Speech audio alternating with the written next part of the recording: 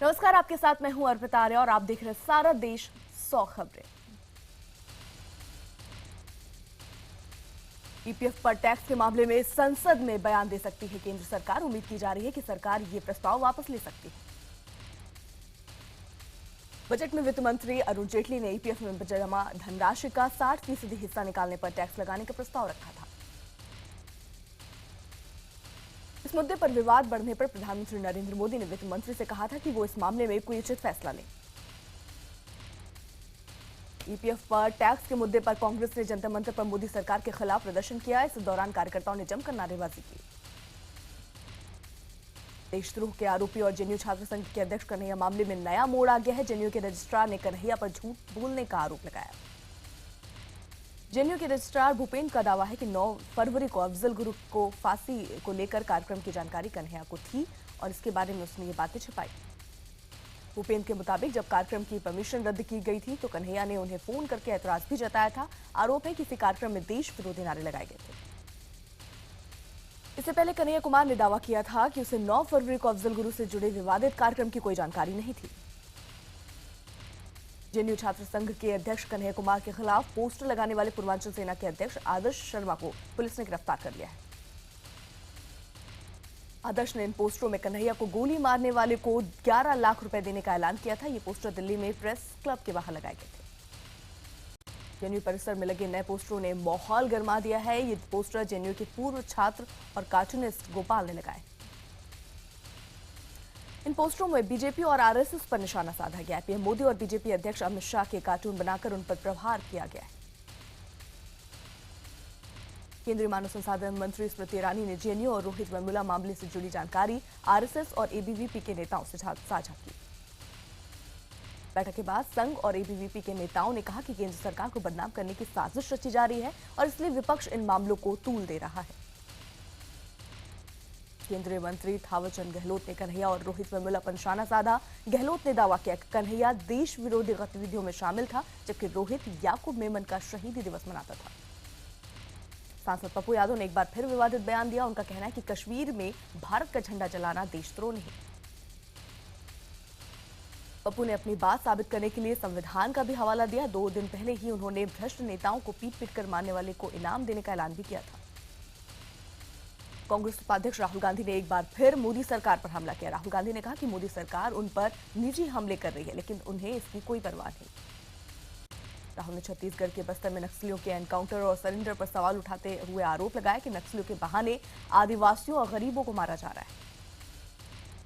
पश्चिम बंगाल में वाम दलों ने 116 उम्मीदवारों की पहली लिस्ट जारी की है। इस लिस्ट में पूर्व मुख्यमंत्री बुद्धदेव का नाम नहीं है। पश्चिम बंगाल में लेफ्ट और कांग्रेस का गठबंधन नहीं होगा। लेफ्ट फ्रंट के चेयरमैन बोस ने साफ किया और कहा कि लेफ्ट कांग्रेस के साथ चुनाव में नहीं उतरेगा। तृणमूल कांग्रेस ने शुक्रवार को ही सभी 294 सीटों के लिए अपने उम्मीदवारों के नाम का ऐलान कर दिया था। राज्य में 4 अप्रैल से 5 मई के बीच 6 चरणों में मतदान होंगे। नतीजे 19 मई को आएंगे। जम्मू कश्मीर में सरकार बनाने पर कोई फैसला नहीं। पीडीपी अध्यक्ष महबूबा मुफ्ती का कहना है कि अभी तक इस मुद्दे पर बीजेपी के साथ बात नहीं बन पाई। महबूबा का कहना है कि गठबंधन के एजेंडे में मुफ्ती मोहम्मद सईद का एक विजन था और जब मुफ्ती साहब के एजेंडे पर काम होगा तभी सरकार बनेगी। मुजफ्फरनगर दंगों की जांच रिपोर्ट में राज्य सरकार को क्लीन चिट और अफसरों को दोषी ठहराए जाने पर राजनीति गर्मा गई। बीजेपी नेताओं ने सवाल किया कि अगर अफसर दोषी हैं तो सरकार निर्दोष कैसे हो सकती है। वहीं बीएसपी का कहना है कि आयोगों का गठन सरकारों को क्लीन चिट देने के लिए ही किया जाता है। उधर समाजवादी पार्टी की जांच रिपोर्ट में क्लीन चिट मिलने पर खुशी जताई है। बता दें कि रिपोर्ट में अधिकारियों की लापरवाही और इंटेलिजेंस की नाकामी को दंगा भड़काने की बड़ी वजह माना गया। डीडीसीए मामले में वित्त मंत्री अरुण जेटली की ओर से दिल्ली के मुख्यमंत्री अरविंद केजरीवाल के खिलाफ दायर मानहानि के मामले में दिल्ली हाईकोर्ट आज अहम फैसला सुना सकता है। हाईकोर्ट इस मामले में अरविंद केजरीवाल को समन करने के आदेश दे सकता है। पिछली सुनवाई में अरुण जेटली ने खुद कोर्ट में पेश होकर इस मामले में सबूत पेश किए थे। पूर्व प्रधानमंत्री राजीव गांधी हत्याकांड में उम्र कैद की सजा काट रही नलिनी की पैरोल याचिका पर मद्रास हाईकोर्ट में आज सुनवाई होगी। नलिनी ने 8 से 10 मार्च तक अपने पिता की मौत के बाद होने वाले धार्मिक संस्कारों में शामिल होने के लिए पैरोल की मांग की है। इससे पहले पिछले महीने नलिनी को उनके पिता की मौत के बाद उनके अंतिम संस्कार में शामिल होने के लिए 12 घंटे की पैरोल मिली थी। यमुना एक्सप्रेस वे पर हुए हादसे में केंद्रीय मंत्री स्मृति ईरानी पर आरोप लगाने वाली पीड़ित परिवार पर ही सवाल उठ रहे हैं। मृतक रमेश नागर की बेटी का आरोप है कि स्मृति ईरानी ने उनके पिता और भाई की मदद नहीं की, लेकिन चश्मदीदों और इलाके के एसएसपी ने आरोपों को गलत बताया। चश्मदीदों के मुताबिक स्मृति ईरानी ने घटनास्थल पर रोककर लोगों की मदद की। पुलिस के मुताबिक जिस गाड़ी ने बाइक को टक्कर मारी थी वो केंद्रीय मंत्री के काफिले की नहीं थी। दिल्ली में यमुना नदी के किनारे होने वाले वर्ल्ड कल्चर फेस्टिवल मामले को एनजीटी में आज सुनवाई होगी। इस कार्यक्रम का आयोजन श्री श्री रविशंकर की संस्था आर्ट ऑफ लिविंग कर रही है। एनजीटी इस कार्यक्रम को रद्द करने से जुड़ी याचिका पर सुनवाई करेगा। इस दौरान डीडीए दिल्ली और यूपी सरकार इस कार्यक्रम को इजाजत देने के बारे में अपना पक्ष रखेंगे। 3 दिन चलने वाले वर्ल्ड कल्चर फेस्टिवल का आयोजन आर्ट ऑफ लिविंग की स्थापना के 35 साल पूरे होने के अवसर पर किया जा रहा है। यमुना किनारे चल रहे निर्माण को रोकने से जुड़ी एक दूसरी याचिका पर भी एनजीटी ने दिल्ली सरकार, डीडीए और आर्ट ऑफ लिविंग को नोटिस जारी किया। उद्योगपति विजय माल्या को दोहरी मार पड़ी है। डेट रिकवरी ट्रिब्यूनल ने माल्या के 515 करोड़ रुपए के इस्तेमाल पर रोक लगा दी। माल्या ने यूके की कंपनी को 515 करोड़ में अपनी कंपनी बेची थी। स्टेट ऑफ बैंक इंडिया की शिकायत के बाद डीआरटी ने यह फैसला किया। माल्या पर स्टेट बैंक के 7,000 करोड़ से ज्यादा रुपए बकाया है। वहीं ईडी ने आईडीबीआई बैंक से 900 करोड़ के लोन के मामले में माल्या पर मनी लॉन्ड्रिंग का केस दर्ज किया।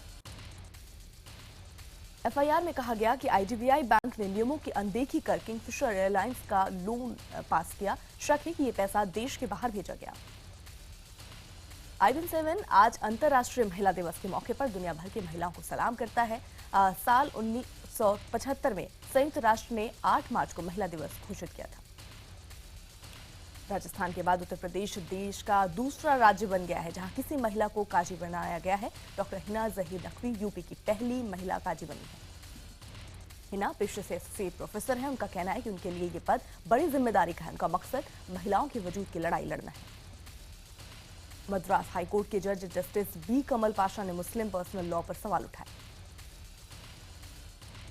उन्होंने कहा कि जब कानूनन मुस्लिम पुरुषों को 4 बीवियां रखने का हक है तो मुस्लिम महिलाओं को 4 पति रखने का अधिकार क्यों नहीं। शनि शिंगणापुर के बाद भूमाता ब्रिगेड ने नासिक के त्र्यंबकेश्वर मंदिर में पूजा करने की कोशिश की, लेकिन भूमाता ब्रिगेड के सदस्यों को पुलिस ने पुणे नासिक बॉर्डर पर ही रोक लिया। पुलिस ने दीप्ति देसाई समेत कई सदस्यों को हिरासत में भी ले लिया, लेकिन बाद में उन्हें छोड़ दिया। बता दें कि मंदिर के गर्भगृह में महिलाओं के प्रवेश के लिए मना किया गया है और भूमाता ब्रिगेड गर्भगृह में पूजा की इजाजत मांग रही है, लेकिन मंदिर प्रशासन इसकी इजाजत नहीं दे रहा। सूरत के 8वां लाइन्स इलाके में 2 महिला ड्राइवर में कहासुनी इतनी बढ़ गई कि दोनों के बीच सड़क पर ही हाथापाई शुरू हो गई। दरअसल दोनों महिलाओं की कार और स्कूटर की टक्कर हो गई, जिसके बाद दोनों अपना आपा खो बैठी और एक दूसरे को मारने लगी। कार वाली महिला जब गाड़ी में बैठी तो दूसरी महिला कार के सामने आकर उसे रोकने लगी, लेकिन कार वाली महिला ने उस पर कार चढ़ाने की कोशिश की। बैतूल में एक ही जगह पर हुए 2 अलग अलग हादसों में 30 से ज्यादा लोग घायल हुए हैं। यहां पहले श्रद्धालुओं से भरा एक ऑटो पलटा, फिर एक ट्रॉली पलट गई। भीलवाड़ा अजमेर मार्ग पर मुसाफिरों से भरा एक टेम्पो ट्रेलर से टकरा गया। इस घटना के बाद 3 लोगों की मौके पर ही मौत हो गई, 9 घायल हो गए। बिहार के मधेपुरा में जमीन के 14 फीट अंदर पिछले करीब 10 दिन से समाधि लिए मौनी बाबा को देखने के लिए लोगों का हुजूम उमड़ पड़ा है, लेकिन प्रशासन ने अब तक कोई कार्रवाई नहीं की। इलाके के लोग एक बाबा को भगवान विष्णु का अवतार मानकर उनकी समाधि पर पूजा पाठ में लगे। चेन्नई में हिंदुस्तान कॉलेज के स्टूडेंट ने फीस बढ़ाए जाने के खिलाफ कॉलेज कैंपस में जमकर पथराव और तोड़फोड़ की। दरअसल कॉलेज ने फीस में 5,000 रुपए की बढ़ोतरी की है। पंजाब हरियाणा हाईकोर्ट के सिटिंग जज एनके सांघी का दिल का दौरा पड़ने से निधन हो गया। एनके तिरुपति बालाजी मंदिर पर माथा टेकने गए थे। ग्रेटर नोएडा में एक इंजीनियरिंग कॉलेज के हॉस्टल में घुसकर एक छात्रा के साथ रेप की कोशिश का मामला सामने आया है। आरोप है कि एक युवक खिड़की तोड़कर अंदर घुस गया। इस मामले में छात्रा ने किसी तरह खुद को बचाया। इस घटना को लेकर छात्राओं ने विरोध प्रदर्शन भी किया। राजधानी दिल्ली से सटे नोएडा में तिगरी गांव में एक नाबालिग लड़की को रेप के बाद जिंदा जला दिया गया। अस्पताल में भर्ती लड़की की हालत नाजुक है। कोलकाता में 20 साल की एक लड़की रेप से बचने की कोशिश में पहली मंजिल से कूद गई। बताया जा रहा है कि लड़की अपने बॉयफ्रेंड के साथ उसके घर गई थी। आरोप है कि लड़की को नशीला पदार्थ खिलाकर उसके साथ बलात्कार करने की कोशिश की गई। लड़की को अस्पताल में भर्ती कराया गया। वहीं आरोपी अभी भी पुलिस की गिरफ्त से बाहर है। मुंबई के मानखुर्द इलाके में एक 4 साल की बच्ची की हत्या का मामला सामने आया है। बच्ची के साथ दुष्कर्म की आशंका जताई जा रही है। यूपी के गोंडा में युवक की हत्या के मामले में पुलिस ने विधायक जगराम पासवान के भाई अनु पासवान को गिरफ्तार किया है। आरोप है कि ओवरटेक करने पर युवक को गोली मार दी गई। सीतापुर के नरोना और गांव में एक लड़की संदिग्ध हालत में घर से गायब हो गई। लड़की के घर में खून के निशान मिले हैं और उसके खून से सने कपड़े खेतों में बरामद हुए। आगरा में बालू से भरे ट्रक ने बाइक सवार 2 लोगों को कुचल दिया, जिससे उनकी मौके पर ही मौत हो गई। घटना के बाद ड्राइवर और कंडक्टर मौके से भागने में कामयाब रहे। मुरादाबाद में एक घर में घुसकर 3 हथियारबंद बदमाशों ने 4 लाख रुपए और लाखों की ज्वेलरी लूट ली। अपराधियों ने घर में मौजूद मां बेटी को बंधक बनाकर वारदात को अंजाम दिया। पटना के जगदेवपथ इलाके में अपहरण की अफवाह के बाद लोगों ने जमकर उत्पात मचाया। गुस्साए लोगों ने कथित आरोपियों को जमकर पीटा और उनकी कार तोड़ दी।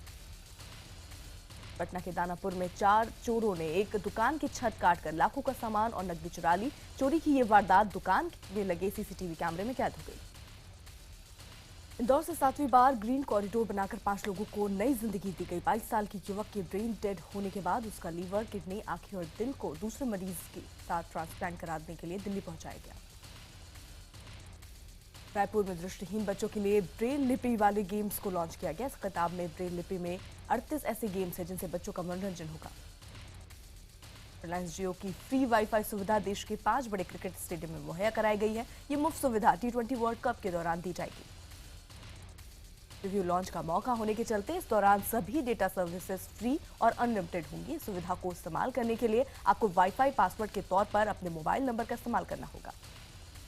छत्तीसगढ़ के कोरिया में सोमवार शाम तेज तूफान के साथ बारिश हुई। बाद में करीब आधे घंटे तक ओले गिरे। तेज तूफान से इलाके में कई पेड़ गिर गए। धौलपुर में लगातार 3 दिन तक ओले गिरने से किसानों को भारी नुकसान हुआ है। ओले गिरने से सरसों और गेहूं की पकी फसल को खासा नुकसान पहुंचा। डलहौजी के ऊपरी इलाकों में बर्फबारी होने से ठंड बढ़ गई है। बर्फबारी से सैलानियों में जबरदस्त खुशी की लहर। अपनी फिल्म की एंड का के प्रमोशन के लिए अर्जुन कपूर सब टीवी के शो वो तेरी भाभी है पगले के सेट पर पहुंची। ये फिल्म 1 अप्रैल को रिलीज होगी। दीपिका पादुकोण और हॉलीवुड स्टार विन की एक साथ मस्ती करते हुए फोटो सोशल मीडिया पर वायरल हो गई। दोनों हॉलीवुड फिल्म XXX में एक साथ काम कर रहे हैं। बॉलीवुड एक्ट्रेस करीना कपूर खान ने कहा कि लिंग भेद एक ऐसा मुद्दा है जो अभी भी चर्चा का केंद्र नहीं बन पाया।